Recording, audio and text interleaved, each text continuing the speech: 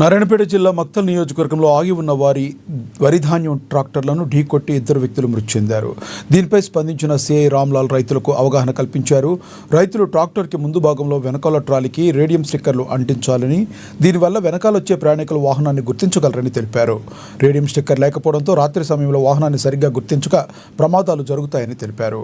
DM స్టిక్కర్లు అంటించడం కోవాలి. రాత్రి సమయంలో రోడ్డు పక్కన కాకుండా విశాలంగా ఉన్న ప్రాంతాల్లో వాహనాలు నిలుపుకోవాలని, జాగ్రత్తగా ఉండాలని రైతులకు సూచనలు చేశారు.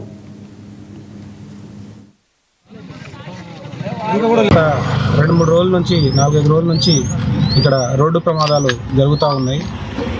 ఈ మనకు రైతులు ప్యాడీ తీసుకొని రావడానికి రోడ్ల పక్కన ఆపుకొని ఉండడం వలన నైట్ టైంలో రాత్రిపూట సరిగా కనపడకపోవడంతో బైకర్స్, 2 వీలర్స్, వేరే ఇతర వాహనాలు వెనక నుంచి గుద్దుకొని 2 చోట్ల మాకు ఫ్యాటల్ యాక్సిడెంట్స్ నమోదైనాయి. దాన్ని రైతులను అందరినీ అవగాహన కల్పిస్తూ ఈరోజు ఈ రేడియం స్టిక్కర్స్కి వాళ్ళకు అంటించడం జరిగింది. పూర్తిగా అంటే వెనక సైడ్ నుంచి నైట్ టైంలో మొత్తం కనపడే విధంగా, రాత్రిపూట చీకట్లో కనపడే విధంగా రేడియం స్టిక్కర్స్ అంటించాలని చెప్పేసి వాళ్ళకి అవేర్నెస్ కల్పించడం జరిగింది. కొన్ని మేము కూడా వాళ్ళకు డిస్ట్రిబ్యూట్ చేయడం జరిగింది.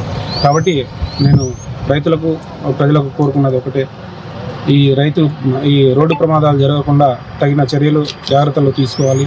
Night time